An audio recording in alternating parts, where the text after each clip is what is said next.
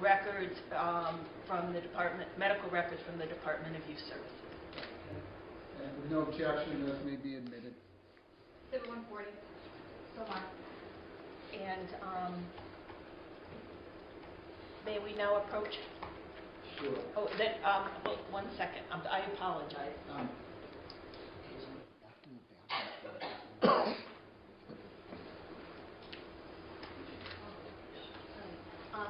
The juvenile arrest. Okay. All right. Ms. McDougall, any rebuttal? Yes, Your Honor. I'm on call. Dr. Kelly Casey.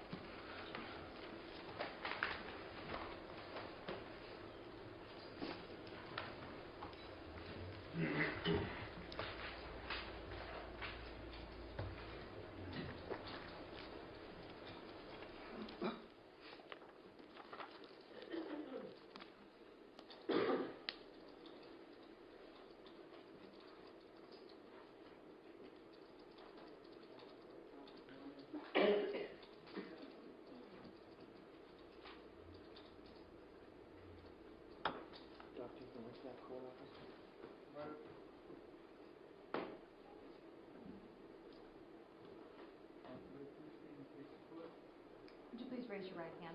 Miss, do you solemnly swear the testimony you're about to give in the cause now in hearing will be the truth, the whole truth, and nothing but the truth to help you God? I do. You may be seated.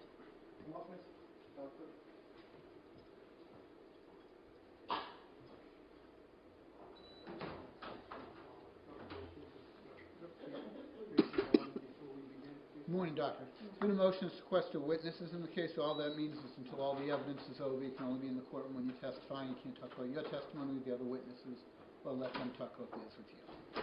Thank you. Ms. McDougall, please. Good morning, Dr. Casey. If you could move a little closer to that mic and in a loud, clear voice state your first and last name. Kelly Casey. I'm going to ask you to speak up a little bit. Okay, we have the projectors making a little bit of noise. And Dr. Casey, how are you currently employed? I'm currently the Executive Director of the Brenner Assessment and Consultation Center at William James College. Like you're shouting. Okay. And Dr. Casey, sure, yeah, it might help a little bit, just, and then we can, yeah. Caitlin has to turn it off. Sorry. Dr. Casey, can you briefly describe for the jury, please, your educational background? I got a Bachelor's of Art degree from the University of Virginia in psychology. I got a master's degree in general psychology at American University and a PhD in clinical psychology at the California School of Professional Psychology in San Diego. And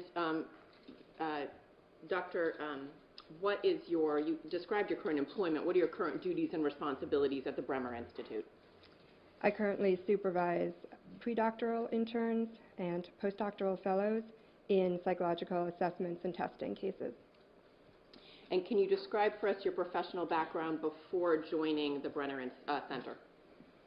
I spent 2 years training in adult forensic psychology at Dorothea Dix Hospital in North Carolina. I then moved to Boston to train in juvenile forensic psychology and family psychology at Massachusetts General Hospital. I remained there as a court clinician and then as the director of training in the Suffolk Juvenile Court Clinic. And I was there until 2014 when I moved to the Brenner Center.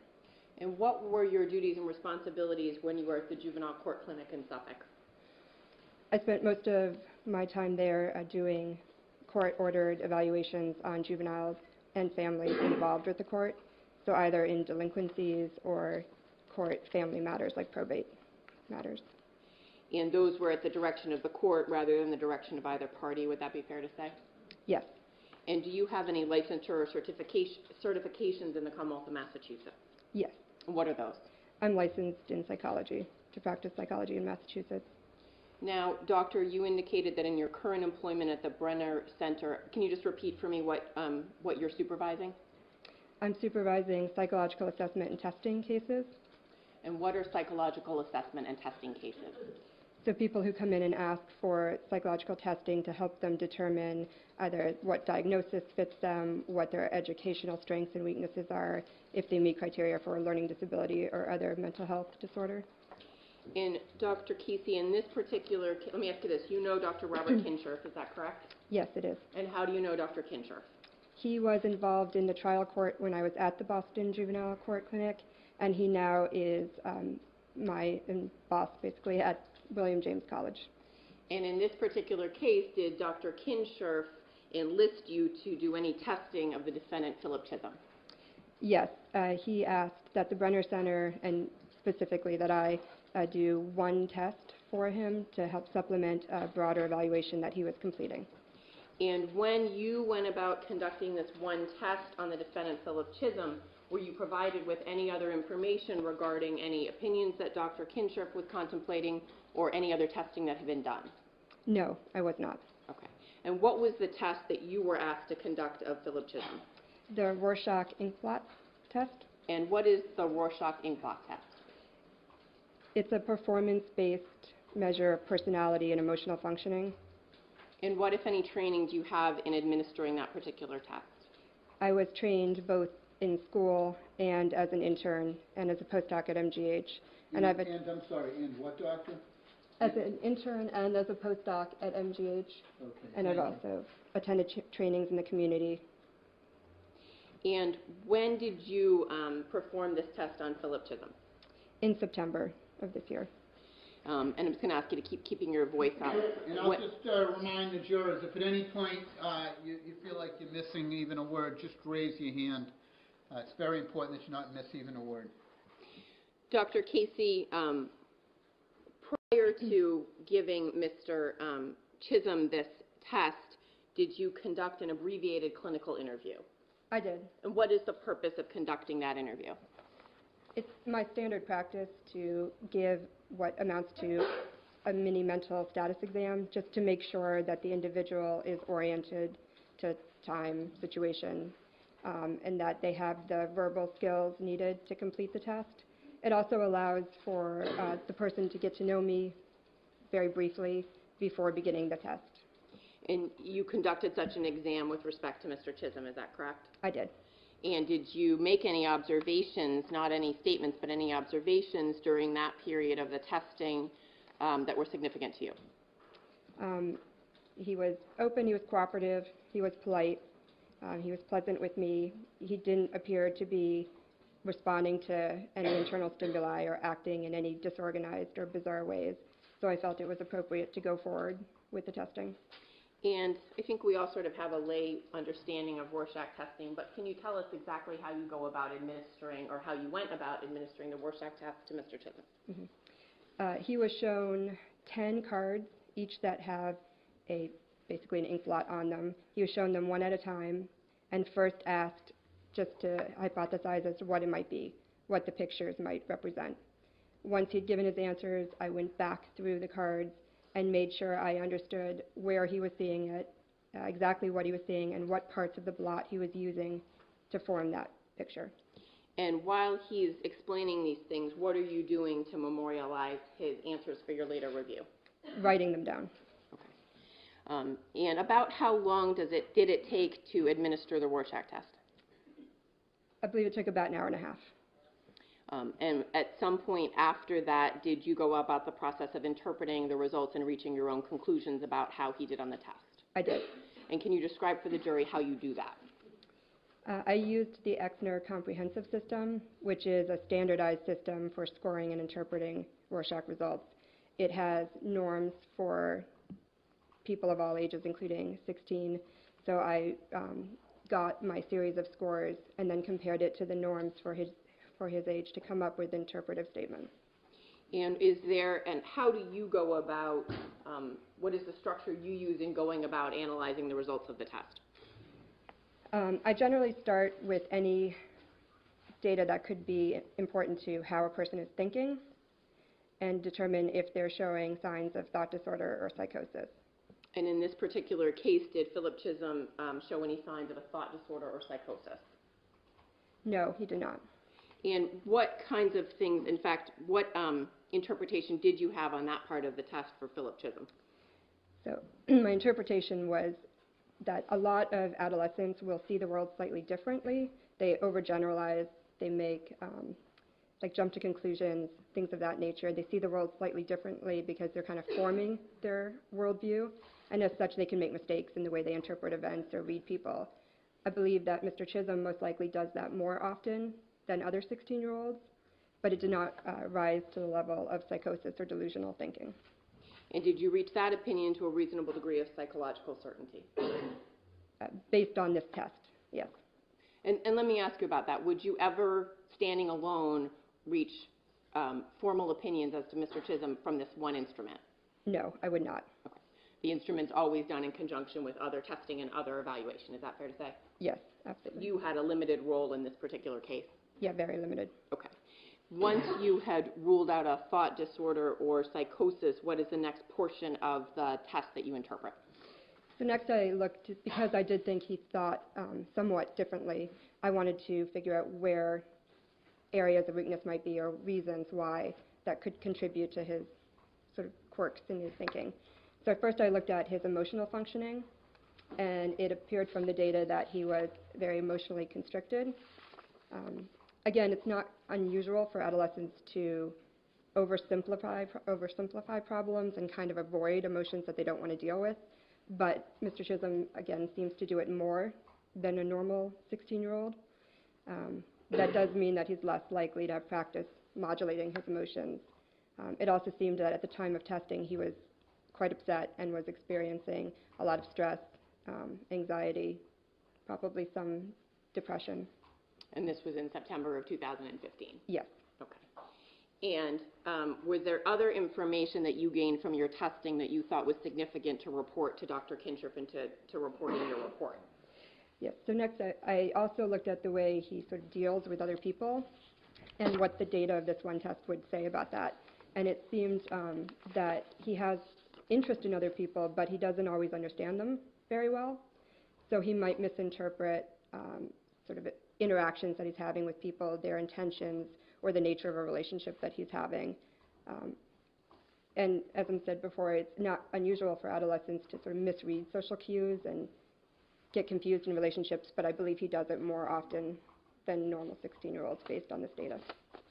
And did you also evaluate the data with respect to how he views fantasy or other, well, how he views fantasy?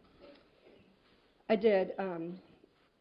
There is not as much data in the Rorschach on that, but there are some variables I looked at, and they suggest that he does have a fantasy life and that he might choose to retreat to that when he's involved in stressful situations or to work out problems in his head before acting on them in real life.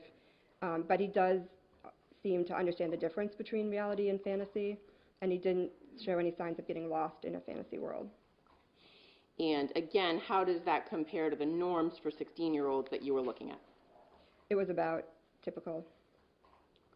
Was there anything other that was anything else that was significant to you as based on your training and experience as a psychologist to report to Dr. Kinshirf in terms of this particular test that you administered? The only other major finding I had was that he seemed to be under extreme stress at this time of testing, and that he was being particularly guarded, anxious, hypervigilant. In his testing with you? Yes. If I could just have one moment, Your Honor. Sure. I have nothing further for Dr. Key. Yeah, please, thank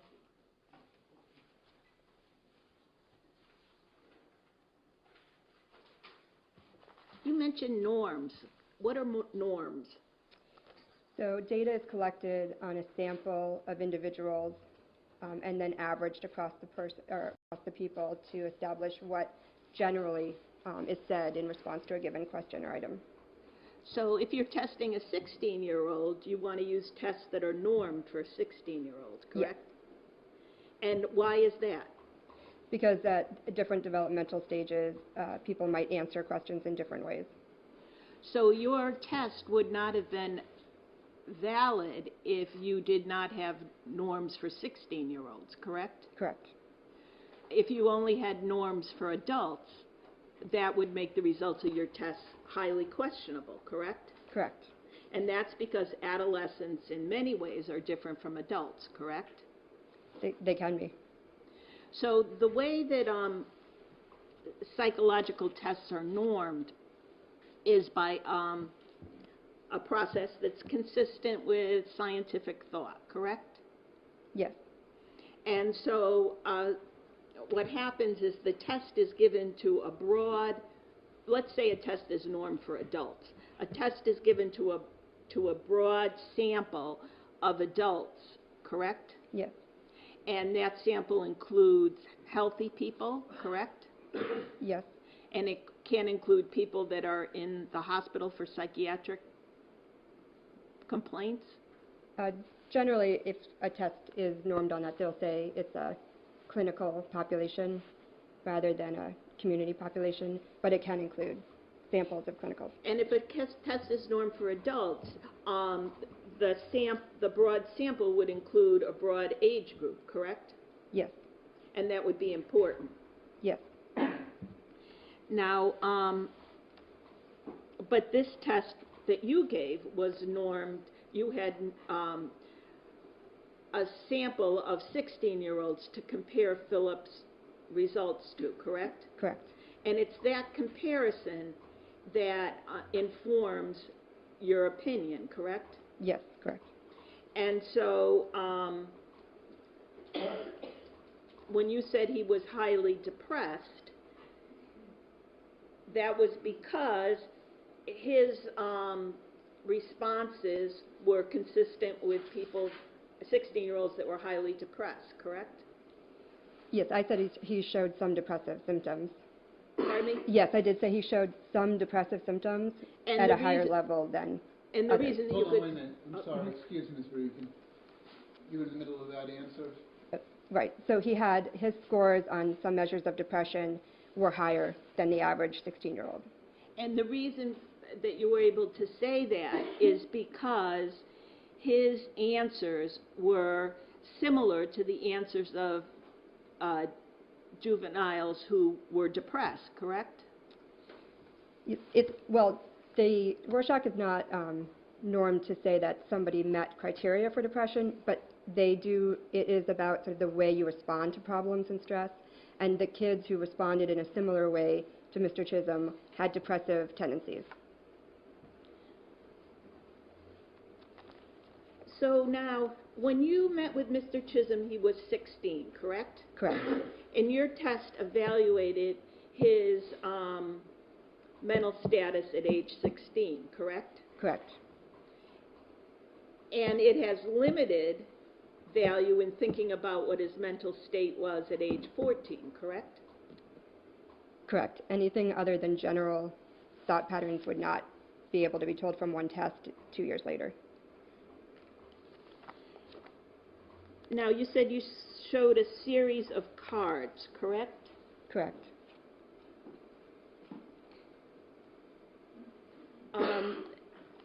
Can you tell us what we're looking at here? Sure, let's take that off the screen for, it's not admitted in evidence or even for ID at this point.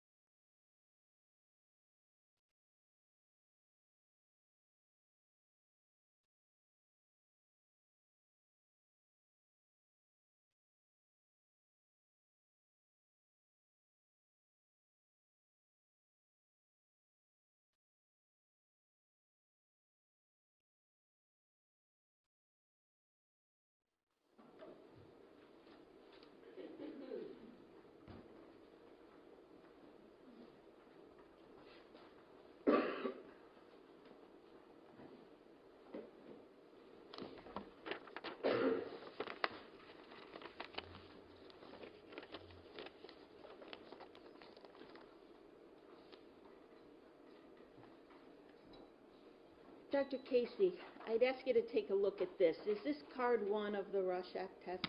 Yes, it is.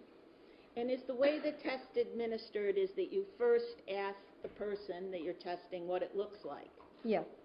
And they could say, this looks like a wolf, or this looks like a cow, or this looks like, I don't know, hip bones, correct? Yes.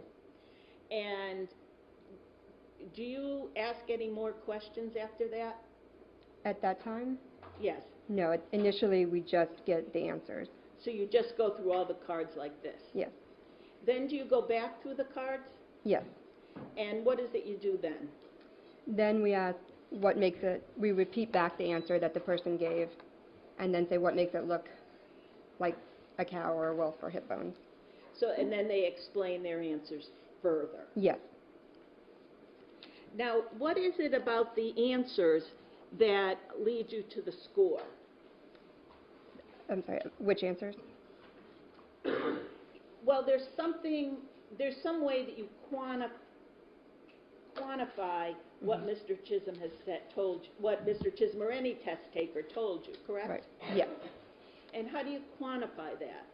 So initially, the norms or the samples have been created so that hundreds or thousands of individuals are asked the same question. There's then a list of answers that have been given frequently. And next to that list are ordinary, unusual, or minus signs to represent how often those answers will show up in a population that you're using your samples for, so like 16-year-olds here. They also, you can also, if it's an answer that is not listed in the book, you look at the picture and you make a determination as to whether the person is actually using the contours of the blot. So does it actually look like a wolf or a cow or hip bones? Or can you see why someone might think that it would? Or have they totally disregarded the picture being shown to them in favor of something that they are saying that looks nothing like what they're shown? And you go through each card like that? I do. And then you're going to get, so if we say that it looks like a hippo, if someone says it looks like a hippo, you look to see how common that response is? Initially, I would look to see how common it was, if it was included in the list of answers that have shown up commonly amongst people that were sampled. And does it go further where you can actually say people who see the hippo are depressed? No, it wouldn't be that direct. How do you get to depression? Okay, so after we decide what the form quality is, whether it's unusual, whether it's ordinary, whether it's a minus response, then we're looking at what parts of the blot did they use, and in what ways did they use it, what location. Was it the whole, was it part of it, did they use colors, did they not, was it form only, variables of that nature. So what parts of the blot did they use and how did they use it? Did they use it well? There are over 100 different variables that then get scored based on the way they've used the blots over all 10 blots. So we would get sort of a score for his use of color across all 50 of his answers, rather than specifically related to any one answer he gave. But as it relates to Ms. Regan's question, it's not that, as I understand she's asking, it's not testing for depression. You look at the answers and see whether other people who have given those answers also indicate some sort of depression. Right. So of all I those, think that's the question. okay. Of all those variables, there's a constellation that if a number of things are also elevated at once, there is an index for depression, and that will either be positive or not. And his was positive.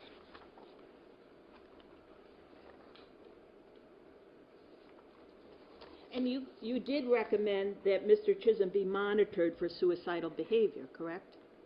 Yes. And that was given his problems with depression, correct? Depression, impulsivity, the stress of the situation. And feelings of helplessness. Correct.